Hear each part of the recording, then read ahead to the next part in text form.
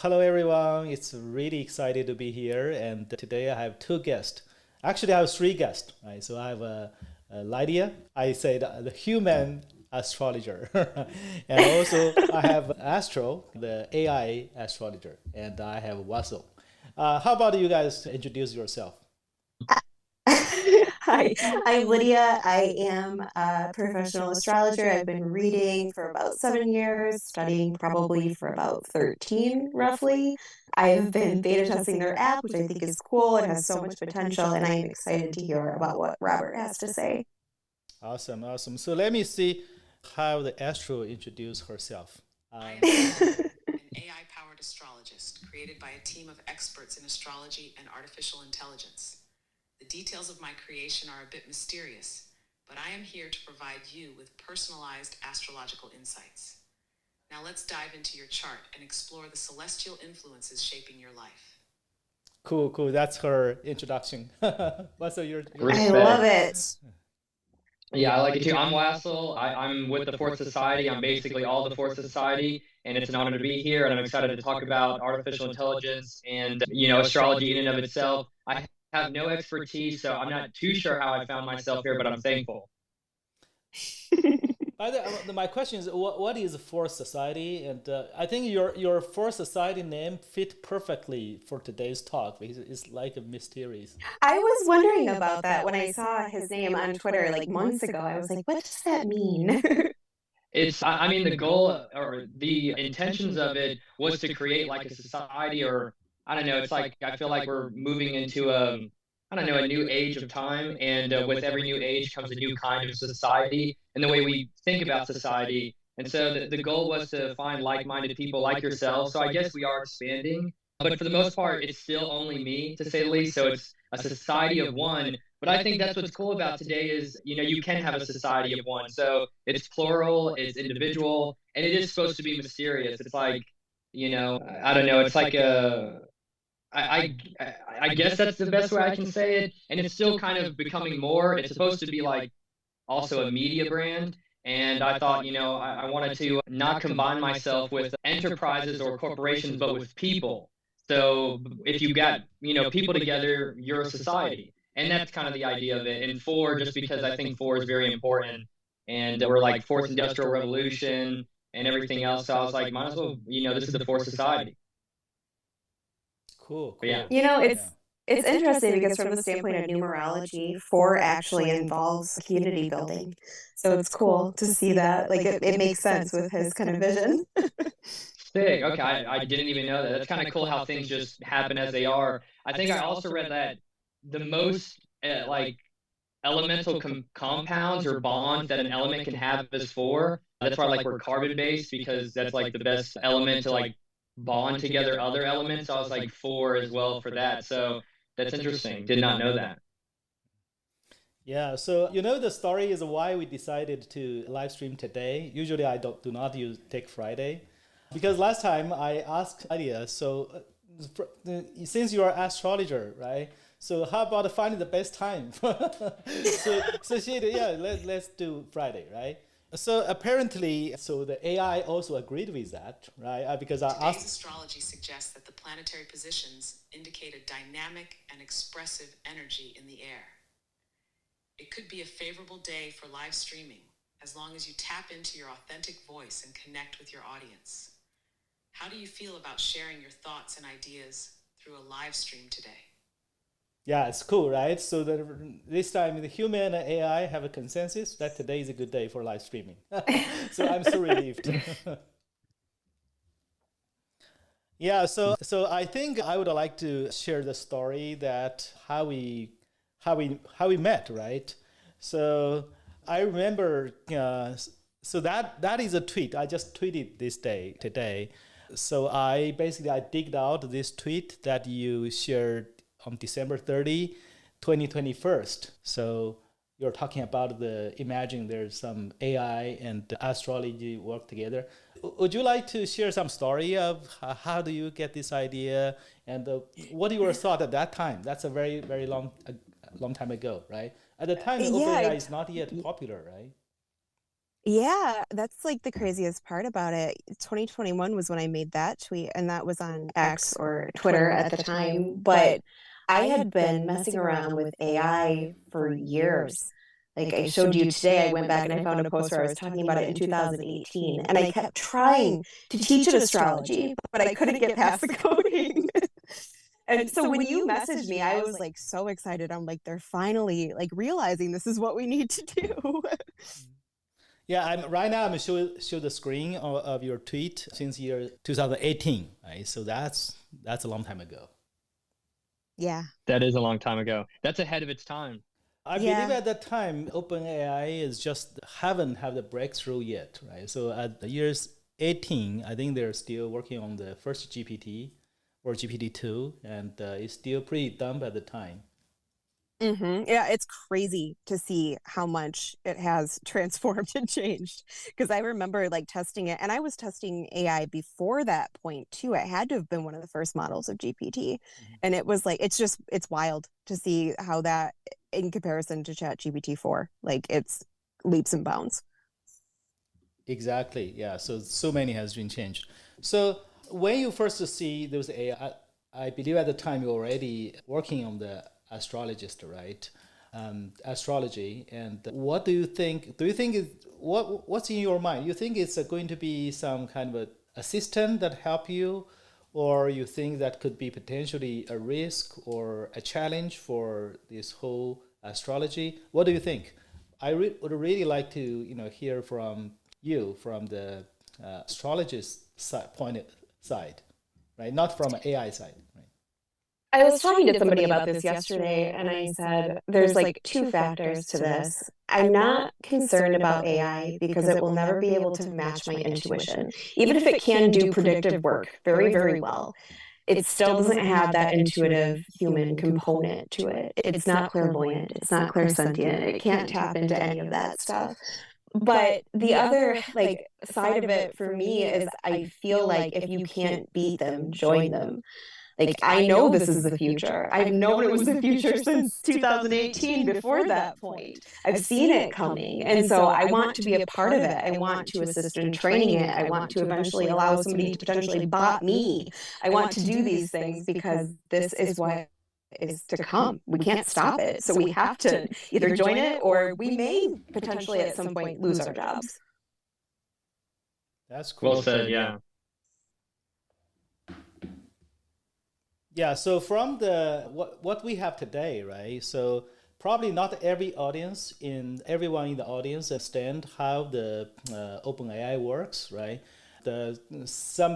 Especially these days, a lot of people talking about ChatGPT, OpenAI, and especially last week, OpenAI just actually this week, this Monday, they have a big update. There's a lot of improvement on the technology, and there's a lot of buzzword. And when I listen to different people talking about AI, right, so I can see like two divided voice, right? Some of them are thinking AI is a risk, is going to have a lot of threats, but some others think AI is so powerful and that they can do anything, but actually it's also not right? So right now today, especially this large language model, right? So the AI we're talking about for the astrology here is mostly related to large language model.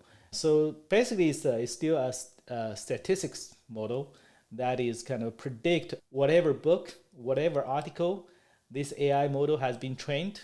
I believe everybody, did you guys heard about this kind of a joke in the past? Say, if you put a monkey right, in a box with a typewriter. I believe this is a very old joke, right? The monkey will going to randomly jump around, but if you give enough time, give the monkey enough time, so the monkey could definitely become a Shakespeare. One of the monkey, right, could create a Shakespeare. Right?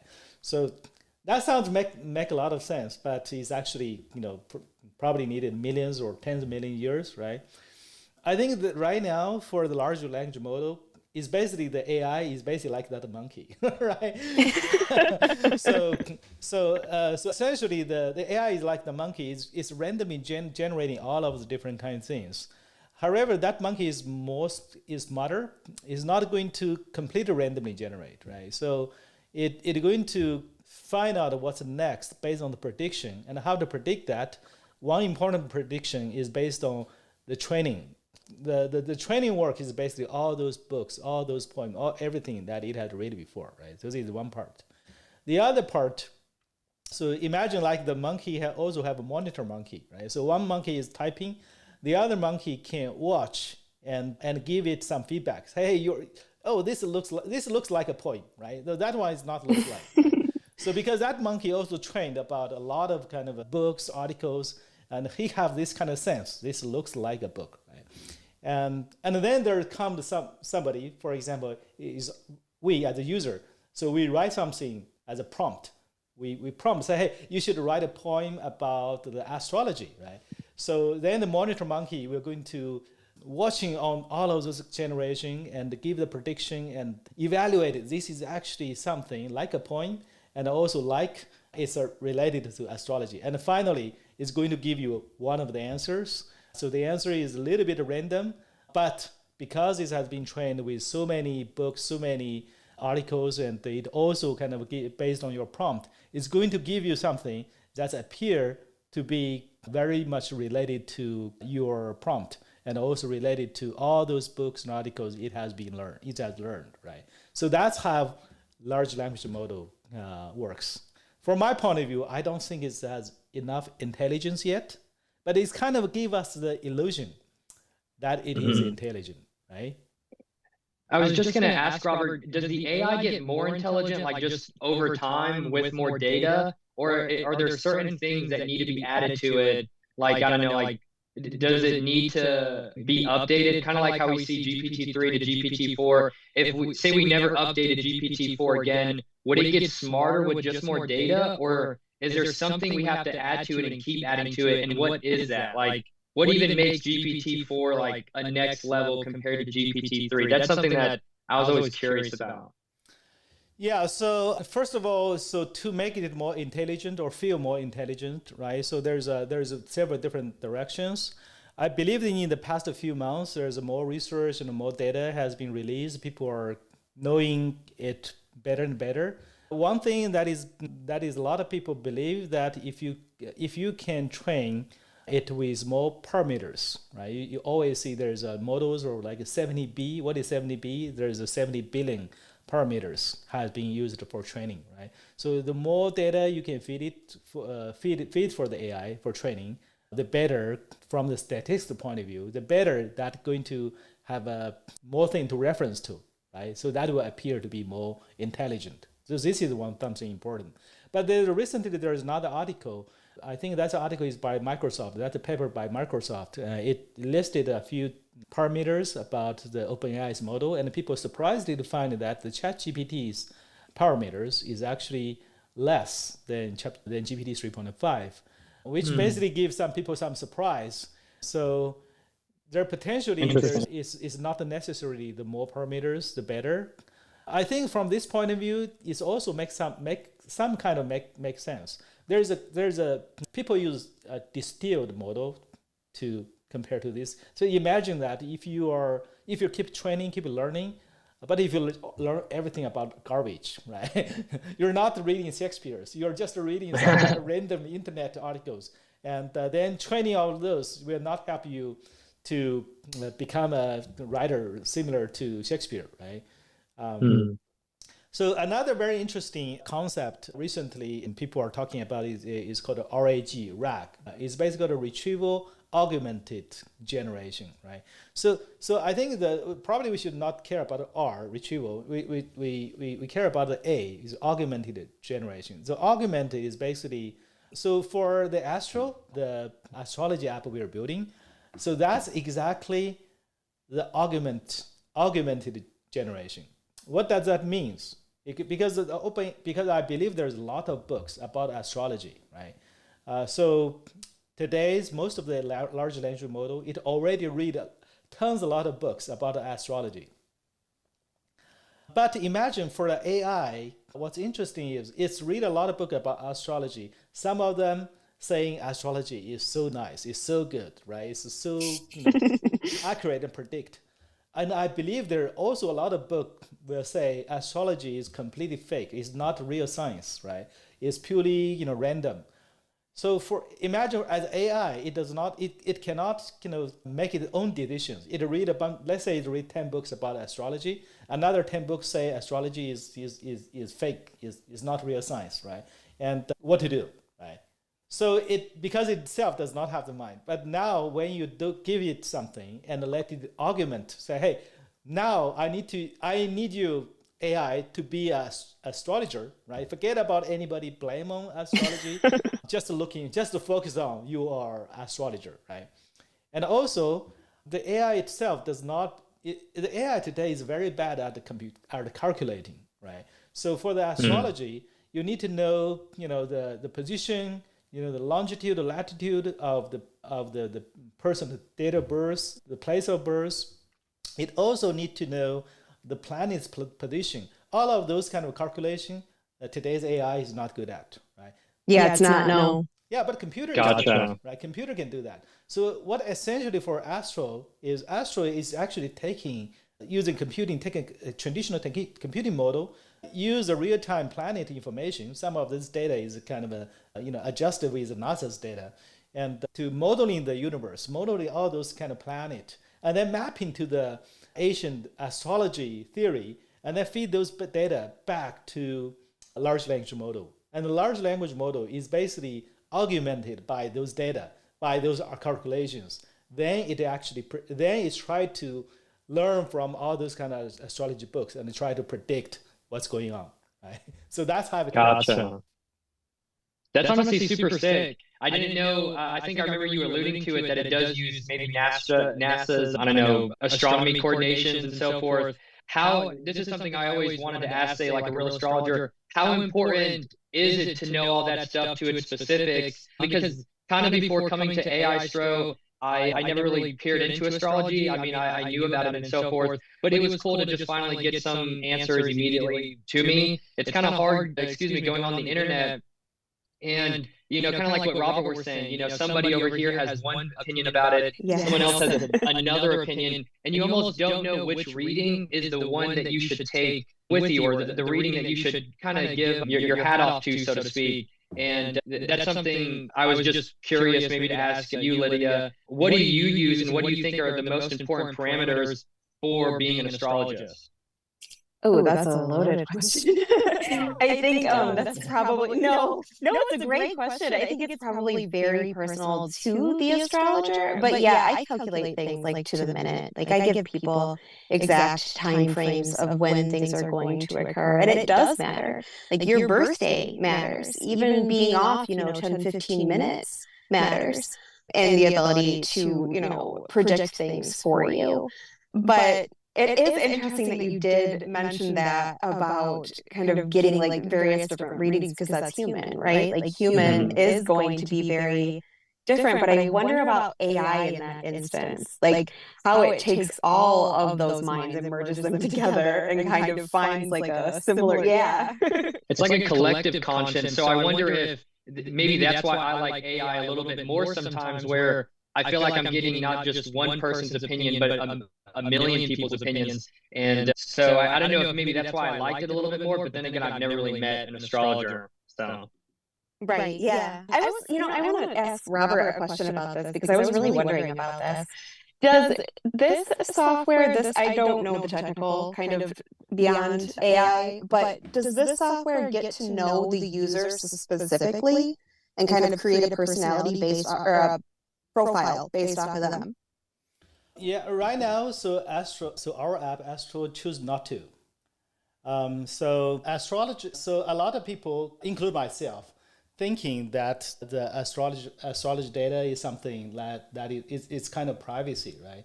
If some of my detailed data get leaked by others, some others could use my data to do something to take advantage of myself, right? That is not something I want. As the background, I worked for ARtBlock. So ARtBlock is building the decentralized applications. So decentralization is always something that I want to keep in mind whenever I build anything, right? So So part of the decentralization is make sure that the users have the complete control of their identity, of their private data. So for this kind of astrology application, we try to make sure that all those kind of users' private data is only located on the phone itself, right? It does not send all the data to the OpenAI. Even when we use OpenAI API, we have to send some data to the servers, OpenAI servers. But we first of all we try to anonymize that, so the user's name, user detail information is not mixed to send to the servers. We use the DID, which is a kind of a hash number. Nobody know what that means and what that related to, right? And also we try to kind of send to multiple different requests, and we break down things into different requests. So from the OpenAI side point of view, it's just to see a bunch of those prompts related to different IDs. It has no idea which one, who is who, right? I actually kind of enjoy that a little bit more, because I feel like when AI creates a profile kind of based off of someone, even though they do begin to learn with you, at the same time, I feel like people are constantly changing. Maybe AI would change with them, but I enjoy the wiping the slate clean type thing. Yeah. Go ahead. I was gonna say I like it too, just because it's the first app that I played with. Because when I did log into it, it has you kind of make a basic profile to where it does, ask for like your date of birth, location, time, if you know it. And so it gave me like a reading of, okay, you're Scorpio and sun and moon and so forth.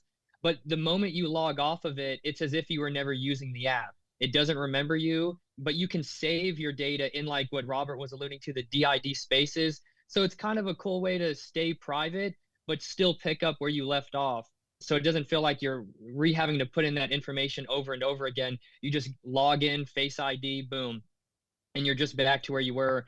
And I don't know if it keeps the points. It might keep the points and so forth, but just the ability to come and go and not feel like I've sold myself and, some personal information to this app that I didn't want it to know where I was to some degree. Because like Robert says, if that gets compromised, it's, you're compromised. Well, yeah, even beyond just the personal information, the software itself predicting like your life in general, I wouldn't want people to have that portion even more than my name and birthday. Somebody could get behind there and start giving you the wrong predictions. That's pretty interesting. Oh, that's scary. Could there be like a bad AI astrology, or like a villain, a Darth Vader kind? Can there be bad astrologists, like astrologists Absolutely. who are good, yes, but maybe want to be, they're good at predictions, but for the wrong reasons? I never thought about that. Yeah, I mean, there can be a really strong element, and this isn't any sort of form of divination. There can be a strong element of projection. I don't want to, I'm not speaking against or for anything. All I'm saying is that when I predict things for people, I leave as much room to free will as possible. I just tell them like what is going on around them. But that is something that is cool about AI, is that it does come from a place that's completely unbiased, at least if it's trained, in a way that is unbiased. So it's interesting that even though I led a team to create Astro, and I'm really interested in astrology, I'm not a believer. I have to confess. No. I have to make a confession. I'm not a believer. But I can say what I think the astrology is, right? So I become interested in astrology, and when I was pretty young and just out of the school. But eventually I got this idea because I really like the stars, planets and all those kind of, not from the astrology point of view, but from the science point of view. I also have a telescope at the time. I watch the sky all the time. So when I see the astrology in the beginning in the university, at first I think this is purely fake, right? This is purely random, right? But then I began to kind of learn more. Oh, there's something interesting, right? Because it's not just because in the first when we get into the astrology, I only know it's about a sun sign and everything is the same. I think that couldn't be possible because there's billions of people in the world. How could there are only 12 signs, right? How could the people divide into this? But then when I get to understand more about the theory behind astrology, I think that's pretty interesting, because because you correct me if I'm wrong, right? So, let me say what my understanding of that, right? Oh, you're fine. I'm completely open to hearing anything. Yeah. So my understanding is first of all, it's pretty interesting because the concept of this is basically say the human and the universe have some sort of a connection, right? So what connection we don't know, but it has some connection. I kind of agree, right? Everything in the world should have some connection. So since there's some connection, so each of the planets, right? So those planets are closer to our Earth, right? And also we live in the planet Earth, right? So it must have some connection with my personality, my future or past, right? So because astrology is based on the point that you born to observe the sky, right? Because we know that the planets are moving, right? Earth are moving, all the planets are moving. And also, we know that when you're born in different place and different time, the position of each of the planet are actually very much different. That basically means is even though on the Earth there's billions of people, right? So there's almost nobody exactly matching your parameters based on those planets' position, unless that one is your twins, right? But even the twins, because you might have your birth time might have some different, right? Some of the difference probably does not make a big difference for the track, but some of them might make a big difference, right? So my understanding, for example, one thing is, for example, if even your birth time and the birth location is exactly the same, but your birth time have a few minutes different, imagine for the time the sun is almost to the top of the sky. Every day we have the sun is rising and then it's going down, right? Imagine at the noon, right? The noon is a point that before noon, the sun is rising, right? After noon, the sun is dropping, right? So if your birth time and just a few minutes, different, but the trend of the sun could be different, right? So a few minutes ago, the sun's trend is going up, but a few minutes later, the sun is going down, right? So even though the position is very close, but the trend is also different, right? So all of those kind of things mixed together, that actually created millions, billions of different combinations. So that is something that I feel really interesting. Am I correct? Because I constantly... No, yeah, you're doing great. I mean, I feel like I almost try to approach this more scientifically than you. I've gone to the point of, so we know that the moon influences the planet, right? The tides raise. Women experience feminine things due to the moon cycles. All of the planets within the sky emit frequency. They all have a base frequency ultimately.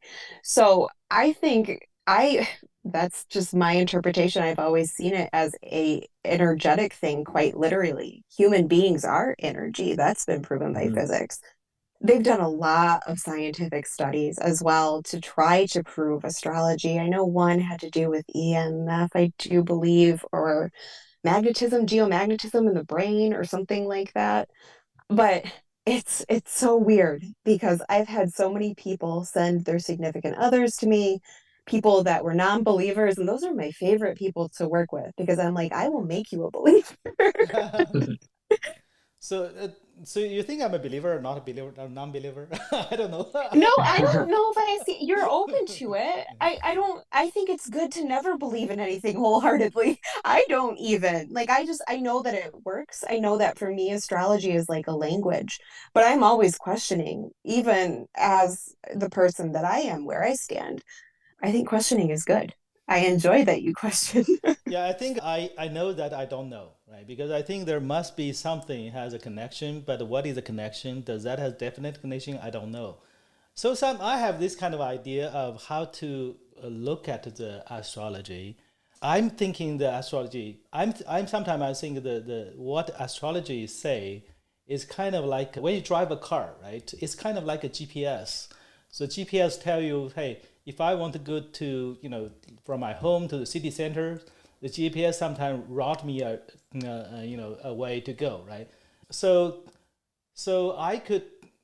first of all, it's I believe that astrology is not the fate, right? It does not, because for example, that's like GPS, right? I want to go to the city, right? It's not a GPS tell me go to the city. It's me. I want to go to the city. So GPS just to give me a route, and that the GPS think based on the data, it think this is the best best way to go, right? But Well, it's my decision to go, right? It's not the GPS asked me to go. yes, that's exactly where you can see what you mentioned about, the 12 different signs and there only being 12 different people. The signs ultimately, you can see that energy archetypically in people's personalities. But what you just mentioned about the GPS in general is exactly why there aren't just 12 different types of people, because we do have free will. It's the soul in whatever essence that is, our inner spark. That makes us who we are. So somebody born on the same day as you can be entirely different. I've had weird experiences with twins with that, where one twin is polar opposite. I get completely different reads when I'm reading both of them. But I love that you said GPS too, because I know that you're a Sagittarius. Yes. And that's very expansive. It's very, it just sounded very Sagittarius to me. And also my moon is in Cancer, right? Oh, So is it? That's yes, awesome. so that's kind of that's a combination that makes me, because my sun is Sagittarius, but my moon is Cancer, and my accent is also Sagittarius. So make me really looks like a Sagittarius. I was real quick just going to say what you were alluding to, Robert, even going back to your comment earlier where, you put a monkey in a box and he'll type out, some bit of Shakespeare. I think Richard Dawkins is the one who has that quote. It might type out methinks it's a weasel. And the other thing that I thought was interesting that he goes on to say is that anything from like, say, a cell, when you study a cell, it's, say anatomy, so to speak, is a piece of the larger system it's a part of. So if, say, you were able to take a bird, or like a bird got taken by an alien, and if the alien looked into the bird a little bit, it would be able to learn a lot about where the bird is from, that being planet Earth and so forth. And what I think is interesting is kind of like what you're saying, we might have this connection to the universe. And I completely agree with you, where if we have personality and we have this sense of something that there's more, obviously, it's probably because we, like a little cell, are in something much larger, similar to ourselves. So it's not too far to imagine that if we're a personality, maybe the universe has a personality as well, so to speak. And the importance of, like what you were saying, and Lydia was getting into with astrology, that being on Earth is completely different than being, say, in a different solar system, or, kind of being in a different galaxy and so forth. So there very well could be a lot of important things that just because you're on this planet and, you're orbiting these specific planets around you, or these planets are orbiting you, and our star is not just any star, but the sun. It might look like any other star, but in many ways it's also not, where it's almost human, I think, in some ways, to imagine us not just in a random spot, but in a very specific spot, even down to our birth. So I'm not too surprised that we are curious about our origins and why here and not there, why now and not then, so to speak. But personally, yeah, I didn't really give astrology too much credence. And then I always like look up something. I'm like, how does this thing know me? Like, how does it know that's how I am in certain ways? And that's the thing that kind of keeps me coming back, so to speak, is the peculiarness of it. There is like a mystery, just like how there's a mystery to everything. It's like I don't really know how it could describe really specific ways of my personality by describing the planets. And I'm kind of getting at, maybe it's because the planets, again, they have a personality, or everything together has a personality. So it's reflective in ours. And I'm like, as big, so below, in that kind of a sense. But yeah, I was like, dude, there's definitely something here, but I also do sit a little bit more with Robert. I need to be proven a little bit more. I think one of the things, and I mean, this is something that I stand on as an astrologer, beyond the magic of it all, because a lot of people do see like a lot of mysticism in astrology. What astrology has the ability to promote in anybody is consciousness, ultimately, especially if you're, I mean, the app itself, well, no, it is actually, it has the educational proponent as well. Just bringing to light like these different archetypes within you. It's like you connect with that and you find certain pieces of yourself ultimately that you weren't aware of. And that alone like has the ability to do so much for humans as a whole, to make them aware, self-aware. Mm-hmm. Yeah, exactly. Yeah, definitely. I think, and especially now, it's important that maybe we kind of remind ourselves that we are conscious and there is a spark in us, some kind of a divinity, a sanctity. so to speak, that especially, I don't know, new age stuff, I'm not too intrigued by, because they just are, they're pretty new, so they haven't had thousands of years of development. And one thing I like about astrology is it does come from the ancient world. So this is one of the first things humans got to do when they started thinking a little bit more and building civilization, building societies. And, while we were looking at the stars for the very first time, we were like, well, maybe this means something to us. And it's pretty cool to know that that's one of the few things we started thinking about. How does all this relate to us, as humans, separate from the animals? Well, astrology too, one of the interesting things about it is that it really does, like, it has evolved with time. Like, astrology dates all the way back to ancient Babylonia, ultimately, but people used it obviously for different reasons. Like, in the beginning, the ancients were like monitoring the stars and like eclipses and stuff like that because they were like petrified that the world was going to end or something. So they were like watching for all these signs. They consulted the stars before they began wars, before they began all kinds of stuff. And it's really changed a lot over the course of time, definitely. But it like continues to ever evolve. And I wonder how AI and technology in general will factor into that evolution. Yeah, actually, I think computer is actually helping astrology a lot, right? Because imagine that before computer is invented, how hard is Oh my astrology God. could be, right? You must be a real scientist to be able to draw all those charts, right? You got Yes, to be yeah, on your no. dot. Yeah. Yeah, that would be Yeah, exhausting. probably, computer is probably the single most important tools for any astrologer today, because now you can just enter some parameters, right? It's get you the chart instantly.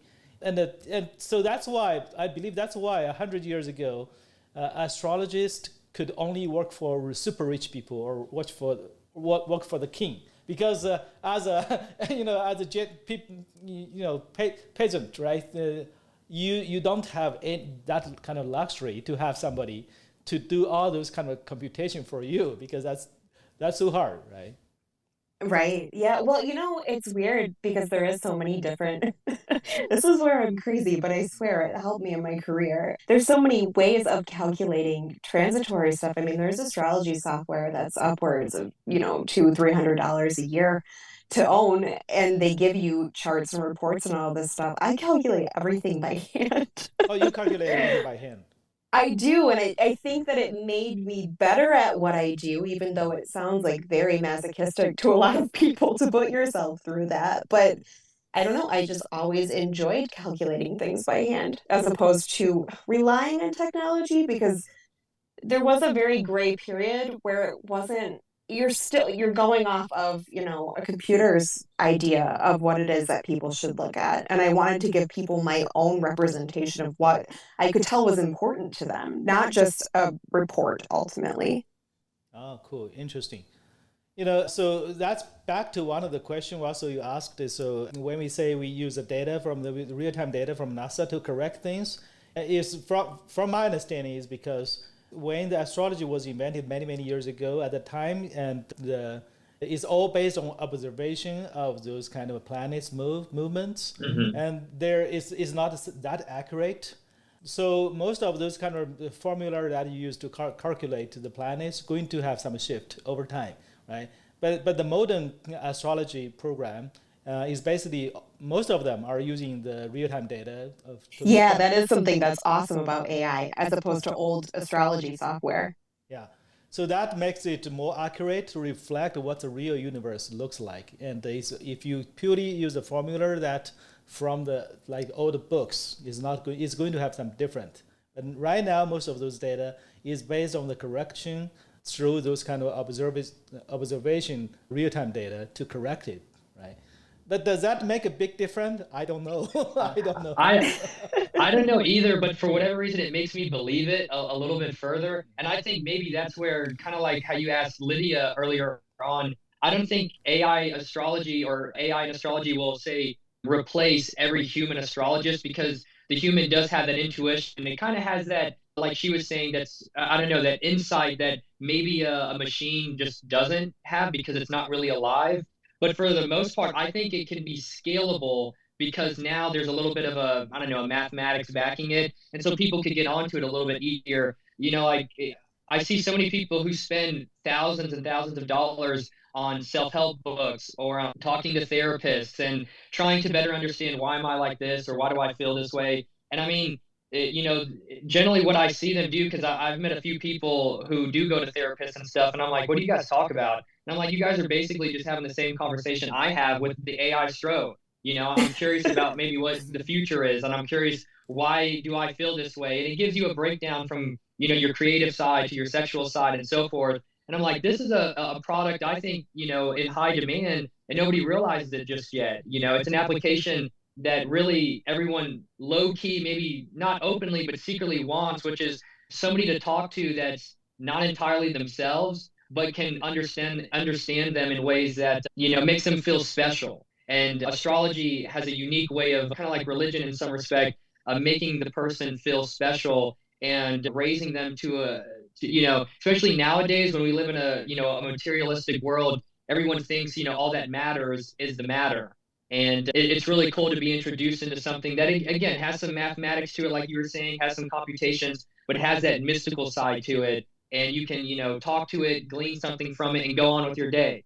I might have felt like, I don't know if today is maybe the best day to do a live stream, but actually maybe it is. Maybe Astro is right. And so it changes your mood a little bit. And it's not to say it's in control of you, but it allows you to, I don't know, stop being so, and I have a problem with doing that, like being introverted. I'm like down on myself a little bit too much sometimes. So it's cool to hear from somebody like, hey, this is going to be a good day. Even if they're just like blowing smoke, it might change your day. And I like that. It's interesting that you mentioned therapy because Carl Jung utilized astrology with psychology, and he had like a lot of really cool work. But I had one of my long-term clients not that long ago, a couple weeks ago, messaged me and asked me, is astrology like therapy? And I was like, it is kind of beginning to feel a little bit more like that. But I think one of the things that is cool about using astrology from the standpoint of self-help is that it doesn't label you as messed up. It doesn't say, here, you need to take this pill, you have this disorder. It says, hey, you need to do better. Exactly. Pick It's just yourself, the medical, yeah. aspect of it. And I feel like that's kind of not good to just, hey, you're down. Well, here's some, medicine, and maybe you'll feel up. It's like, I think we could do better for humans at large. Absolutely, Yeah, yes. yeah. And actually, do you guys know that AI was first invented actually for the therapy? So Oh, the first no. AI bot called Elisa. So I think that's in 1950 something or 1960s. So that's the first chatbot that created. So the purpose of creating that chatbot. So the chatbot has a name called Elisa. So Elisa's purpose is try to be a therapist to talk to the patient, right? But at that point, when people have the Elisa, they realize that not non-intelligent or half stupid, half dumb at the point the computer is, because you can quickly figure out this is not like a real human, right? Not a real therapist. And then after so many years, AI. So there's a famous test called a Turing test. The Turing test is basically when you're talking to something, and then you, as a human, you cannot figure out that's a computer or a human, and then it means it passed the Turing test. There are people talking about can GPT-4 pass the Turing test. I don't see a report somebody say it might be able, but at least I believe right now is not yet, right? But it's getting closer. It's interesting that you said that about therapy bots because that is actually something that I've thought a lot about.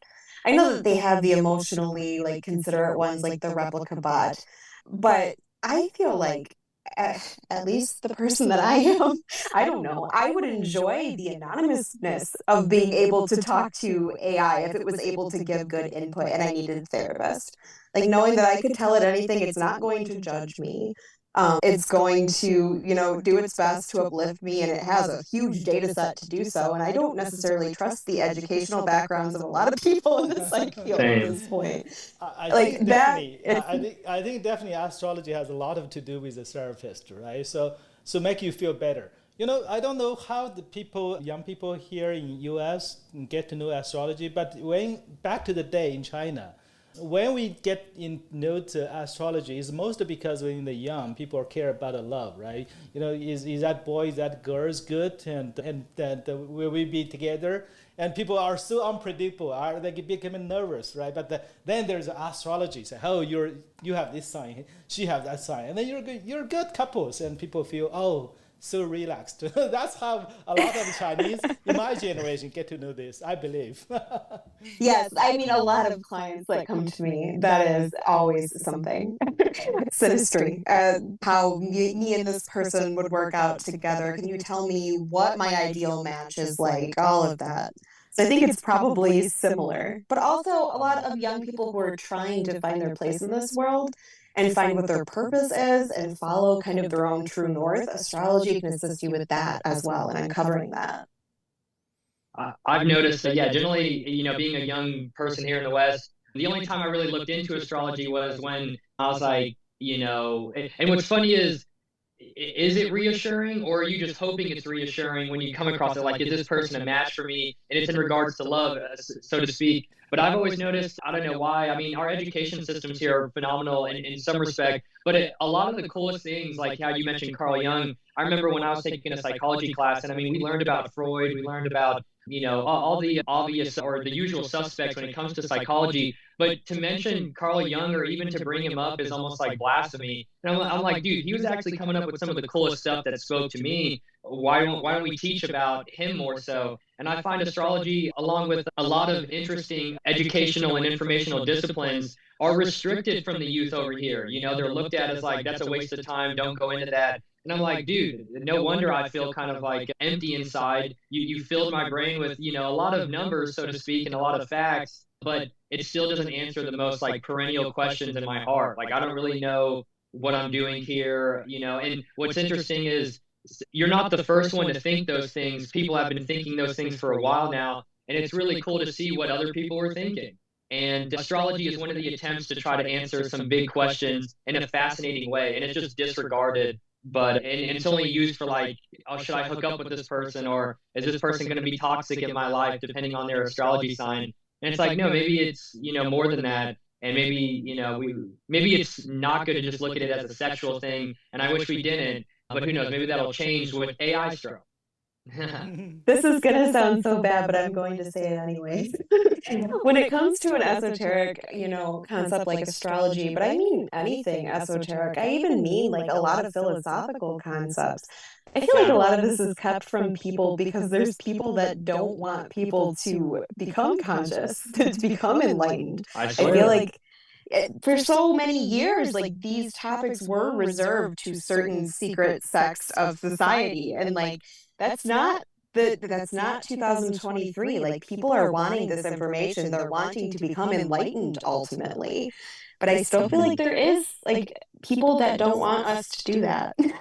There's some kind of a means by which where I feel like at a mass scale we're being deprived, because the more I research like even the area of the Enlightenment, from Nietzsche to Kierkegaard to even like Immanuel Kant, and then even going all the way back to the the philosophers of old, Plato, Socrates, and whichever. I'm like, when you really read some of the stuff these guys were saying, like they were hitting it on the ball. And throughout my entire 12 years of education at high school or at school, I didn't really go to college. I wasn't too intrigued to do so. But I was like, why has nobody ever taught me this stuff? Like, this is the stuff I was really looking to learn. And if you would have taught me a little bit more of this stuff on the side, I would have paid attention a little bit more on the other stuff. Right. And so yes. it feels, I don't know, it feels in some ways a bit let down or disappointing that we have a plethora of philosophical, theological, or esoteric knowledge, and it's just kept from the masses. I think this is something that artificial intelligence is really going to assist in breaking the mold in relation to. And I can see that just by what Robert has done. Like, for me personally, my biggest like excitement isn't even like knowing that, well, obviously, I mean, as an astrologer, I don't want to be replaced, but it's more so like I'm excited about the educational component. Like, I have so many clients that come to me and ask me, can you teach courses? Can you do this? Can you do that? And I'm like, I don't have the time to do this. But artificial intelligence has the ability to bring that education to people when he showed me the voice model, I was like, that would be so incredible with educational material. Like it will literally sit there and have a conversation and teach somebody what they want to learn. Yeah, exactly. So first of all, I think definitely right now today's large language model in AI is not going to replace person, but I think is the best way for using AI today is actually become a so-called co-pilot. The co-pilot, for example, the Astro itself. If you look at Astro itself, the astrologer side of the Astro is basically like a kindergarten level. It's kindergarten level. But what is an expert at is, first of all, is a computer model to kind of calculate all of those kind of diagram, all of those kind of charts. So that's automatic, right? And the second part of that is it's used large language model to interpret things, even though the interpreting skill is a kindergarten level, but the write-up, right? The write-up is good. And also it has a lot of kind of a basic knowledge, right? For example, when I built this because I kind of remembered the day when I'm interested in the astrology, right? So my biggest problem is not kind of reading those kind of reports, but I don't understand what's the report saying, right? You said what is a sun sign, right? For example, I can ask Astro, hey Astro, what is a sun sign means, and also what is a moon sign means, right? So when I talk to the Astro, so Astro going to be able to kind of listen to it, right? Right now it's using Whisper to basically try to kind of understand what I'm talking, and then it's going to come back with a voice or the message, right? So basically, Astro is perfect to explain to me the best concept, what this is, right? So as just like Lydia said, so for a client, you can use AI to let them to interpret the report that a professional astrologist created, and let that AI try to explain to you, hey, what exactly this means. Or sometimes the client might have a very specific question based on this kind of report, right? So the AI could be perfectly based on the report a professional astrologist created, and they answer these client's questions, right? For example, I was just gonna say that's honestly my biggest problem is not knowing really what it's telling me. Like it sounds sensible, but I don't know the specific language points or the definitions of some of these things. So I'm glad you mentioned that, Robert. Yeah. Astrology is such a comprehensive, and that is exactly what I'm excited about with AI and astrology merging, is to be able to refer people here, go here. This will literally teach you all of these concepts. Yeah, I think in the next move for Astro, what I'm trying to do is I'm going to make the Astro more a co-pilot for you, Lydia. So that you can have your own knowledge, your own secret, right? Your own experience. You teach the part of AI that specifically work for you, right? It's not going to contribute to public. It's also definitely not going to give to OpenAI, but that's your expertise.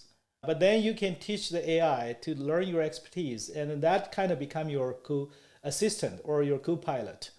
I would love that. Serve better for the client. And every astrologist, as every astrologer, can have their own edition of this AI co-pilot, right?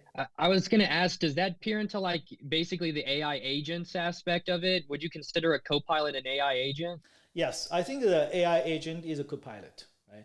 So there's going to be many different type of agent. Some, for example, this co-pilot agent is astrologist co-pilot agent, right? There could be other agent that is helping to writing, for example, writing business proposals, right? And another agent helped me to do the therapist, right? So in the future, imagine you can have multiple different agents. Each of the agent has a different expertise to help you. And also you can have an agent to represent you, to help you to screen all of those offers, all of those requests from you to decide. Imagine you just have a super assistant. The assistant know what you like, what you don't like, know what you can afford, what you cannot, right? And it also this is something I've been talking about for a while too. Yeah. Wanting one of these.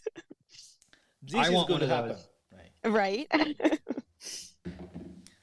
Okay, I kind of think of it about like the Matrix, and maybe I'm not using a good analogy, but how like there's the agents, a part of the machine or a part of the Matrix, like, Agent Smith, who is always after Neo and calls him Mr. Anderson. What I always imagined is like, okay, well, you're Neo, but now instead of battling an agent, he's on your side now. You can send him to, take on the Matrix along with you, and he represents you. And just that idea is completely mind blowing. I'm like, I guess the Matrix wasn't entirely off the wall, since now we're starting to build agents. I think that's an important part of the decentralization or centralization, right? So AI, when AI becomes super powerful, and then there's a problem people are talking about, right? So I think what's important is when AI become more popular and more useful, I think that all of us everybody began to more and more realize how important the decentralization, how important the self-sovereign is important to them. Because before that, when even the blockchain, the cryptocurrency, people are talking about, hey, you need to own your identity, you own your data. But if you ask a general average people say, I don't care about privacy, I don't care about data, because I don't know how to use it. It's too hard, right? But in the future, when the decentralized application become easier and easier, and when the AI become more and more powerful, and you don't want the AI who represents you, it belongs to Facebook or belongs to US government, right? Because otherwise you are completely represented by a large company or a government. You need the AI agent is completely loyalty to you, right? Your agent is completely loyalty to you. My agent is completely loyal to me, right? So our two agents going to purely represent its owners. So there's no kind of remember in the AI, there's also said dilemma, which is called the electric cable car, right? Imagine you are on the train, and the train is there's a people on the track, right? But there's a left to right. You can choose to turn left to kill the left side of people, or you can turn right to kill the right side people, and which side to choose, right? So it said this is a dilemma because the computer, neither choice is supposed not the computer to decide who to kill, right? So that is considering the AI is from the God point of view. But imagine this AI is by you. I would say each of the AI should only be responsible for the owner, right? If this is AI in your car, the car should first is protect your own safety, and then everything else is secondary, right? But there's AI on that track. There are also the AI on each of the person who are in the danger. Each of those agents are going to thinking independently how to keep my owner safe, and then they collaboratively make a decision what to do, right? So I think that's the right way to do. It's not we give everything away to the large company or the government. I love that idea, because I don't know, I feel like more than ever, a lot of people have revoked their identities for larger communities and larger groups. Kind of like how, I know we were saying the other day, that's kind of a problem in China to some degree, or kind of in any communist, primarily community cultured society, where they ask you to remove your individual, say, sovereignty and give sovereignty to the state. And as we move more and more into a future where, it does look like a 1984, where they're going to be asking us to, hey, give us your sovereignty for peace and safety and security. It's for your good. I actually do want some people on my side. And, it's like it comes down to almost like a gangster mentality. Like, I only honestly trust myself to some degree. So it'd be great to multiply me by like 10. So then I have other people I can interact with. It's not to say I don't trust anybody. There are some good people I know, and I thank God that I know them. But, especially on the internet, there's so many ways bots or NPCs can just overpower you in a lot of ways. So it's kind of cool to know that you have some loyal soldiers like backing you, and they won't use their amazing capacities to further destroy you or destroy your reputation. They'll defend you even if it means eradication or something, and that kind of has like a human component to it. I wonder if you built that, I don't know. I guess it's almost like a dog, but then dogs are alive, but they have this deep loyalty to the human. And that's what's beautiful about animals in some respect, and dogs. So I wonder if at that point, if you make an AI very loyal to a human, is it starting to be a little bit more sentient? I don't know. I've been sitting here like having this like quantum moment where I'm like, okay, agents. So we're basically going to replicate ourselves in some capacity. If we're training it, like this is a replica in some way. Is this how we live on forever? What happens if we die? It doesn't die, right? That is peculiar. That's like an immortality thing. What would you say to that, Robert? Like, do you think the AI agents will be us in a great degree, or they'll be just like 1% of 100% of us? From my viewpoint point of view, I think the AI agent is always going to, is not going to be me. It's not going to be a replica of myself. It's because I still am myself, right? So I want the AI agent to be an assistant for me, right? So it know me, it know my, know a lot of things. It help me to screen. It help me to make recommendations, right? So for example, in the past when the Facebook and Twitters, the problem for the Facebook, next year, like again, there's election years that come again. The problem of those AIs for the Facebook and Twitter is it screen the information for you. It help you, it make decision for you, but not based on your interest, right? It's based on some certain other purpose. But the future AI agent, if you do it right, I think is only represent yourself, right? Imagine I have a super assistant. When your agent come to reach my agent, oh, I know this is my friends, right? So they're going to be very friendly, and all your information pass through. And when some other guys try to reach me, and the agent is going to be able to automatically screen if that guy is legit or not, right? If the guy sounds to be legit, my agent probably going to alert me quick. Hey, so it looks like this is somebody that you want to talk to, right? Imagine like Bill Gates want to reach me. He's not my friend, right? But Bill Gates say, hey, I really want to get to know what our blog is doing. And this agent figure out, okay, this sounds to be somebody, and he's also try to automatically screen, is that a joke or is that a real person, right? And then it figure out, okay, this is the real Bill Gates, want to reach our blog, right? And then the agent can alert me because they think this is valuable for me, and then it can quickly connect it. But somebody else try to fake to be somebody, and the AI agent can figure out, no, this is not something to be legit. It's automatically screened, right? It's basically like a very smart, very powerful assistant for everybody. Gotcha. I think It that's feels so like cool. a verification process too on like another level. Yeah, exactly.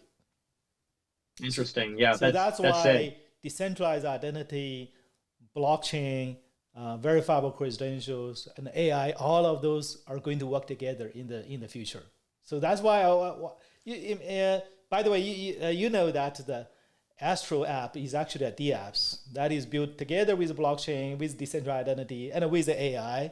But it appeared to be just a very simple, user-friendly, iPhone and Android apps. But actually, the background is a DApps.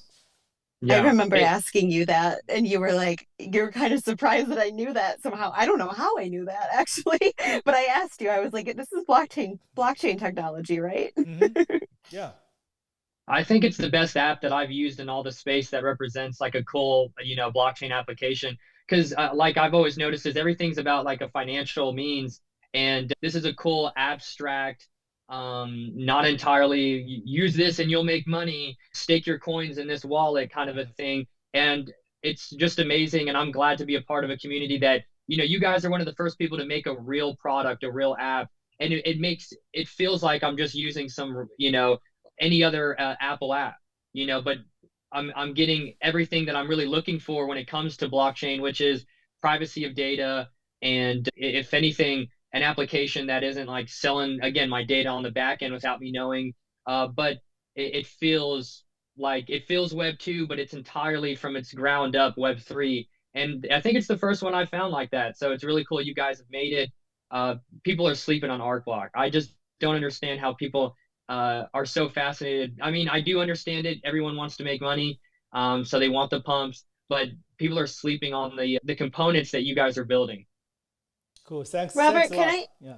Mm-hmm. can I ask you to, because I might have some people that listen to this as well. I wanted to ask you to potentially describe or explain the importance of decentralization with the kind of upcoming technological advances that we are going to be experiencing and are now. Because I feel like you said, a lot of like everyday people don't realize why you don't want your data out there. So can you like go into that a little bit? Yeah, sure. I think first of all, like we are actually the human are decentralized, right? So that's I think that our human society is very much decentralized, and also decentralization and centralization is not like absolute. It's kind of relative, right? So it's just more kind of centralized or or less centralized or more decentralized, right? So today when we talk about a decentralized vacations, I think we were mostly talking about a few things. First is a decentralized identity, which is also a self-sovereign identity, which means I should be able to own all my identity, my identifier, my identity, my account, and the balance of my account independently, not controlled by others, right? Let's say, for example, the Facebook account, the Twitter account, right, is not self-sovereign because Twitter can take down our account, right? They can force us locked out to our account. Facebook can take down our account, right? But everybody as a human, in a perfect world, we have human right, and every human right is born to equal, and there's nobody can say, hey, Robert, you cannot be a human. So I exist, right? And also the identifier is basically like my name. I call myself Robert Mao. You know what is cool thing is for Chinese, when I born in China, so my name is, I picked my name myself, right? I had a feeling. I know that this is the thing. Yeah, because my mom did a lot of work in China and she told me this. Yeah. I did not know that. And also you see, so the name is basically like your identifier. People identify me as Robert, right? But I can call myself Michael or somebody else because this is purely on my decision, right? So decentralized identity is also kind of give this choice. You remember how many times you try to reach some service, say, hey, Wessel is no longer available. How about use Wessel 1, 2, 3, 4, right? It's annoying. Yeah, it's very bad. But with the decentralized identity identifier, you can pick your name yourself. And more important, your asset, right? So the cryptocurrency is the first thing that is make sure that your digital asset is only controlled by your private key, right? Nobody else. Even the developer who created this cryptocurrency, even those miners who are running this cryptocurrency network, even the government, they cannot take away your digital asset on the blockchain unless you give away your private key, right? Otherwise, there's no way for them to enforce that. So that's basically all those ideas of this decentralization is basically let we as a human control more data, identity, asset, everything on our own better. So that's compared to the centralized applications like today, your Gmail, your Google account, your bank account, everything is kind of controlled by somebody else. Yes, that's perfect. Thank you. Cool. Yeah. So I think I believe we can talk on and on, but unfortunately it's the time. And for anybody who are interested in Astro, so it's in App Store, just go to the Apple or Android's App Store and try to search Astro, and you will be able to download the app for free. And we'll keep improving the applications, and hopefully someday to become your assistant, Lydia. It's not going to you're not going to take your job away. Instead, you are going to have a great assistant. I think that's awesome. I'm so excited for the future of AI in general. I'm excited to see what will happen with astrology. I can't say for certain just by watching how quickly AI has advanced that at some point it will not take people's jobs in the astrology field. But I can say that it's the future regardless, whether or not we want it to be. And so the best thing that other astrologers can do is try to utilize this technology as much as possible themselves. Yeah. Definitely. Yeah. I think sometimes I say AI itself does not take your job. It's somebody else. It's somebody else who are capable to use AI take your job. Yes, exactly. Definitely. I just want to say as like a closing remark, I really appreciate talking with you too. It was super insightful, and I hope people found it interesting and entertaining. And I'm completely bullish on the future as well for AI and just blockchain, decentralized identities, self-sovereign identities, and really how ArcBlock is trying to compose all those things together in a user-friendly manner. I've yet to experience something where I'm using literally every single one of the technologies we're talking about here at my fingertips right now. I don't think I could go to any other platform or any other place where it's giving me that opportunity, and it's giving me the opportunity to use it in a way that I think is beneficial for myself as Wessel and for society at large. So I am 100% bullish on ArcBlock, to say the least. Thank you. That's not financial advice, though. Everybody that I have met that is in support or knows you, Robert, has been such a great person. So yeah, I think if anything, like I'm really enjoying the community that you have built for yourself, the people that you're surrounded by, good people. Yeah, yeah. Thanks a lot. Someday I would definitely ask you for your personal human astrology reading for what I'm doing. What is it? Is this product going to fly? Yes, just come find me. Awesome, awesome. Yeah, it's a great talk, and thank you guys for coming. And yeah, so let's say Thank goodbye you. to the audience. Bye. Bye. Later, guys. See y'all.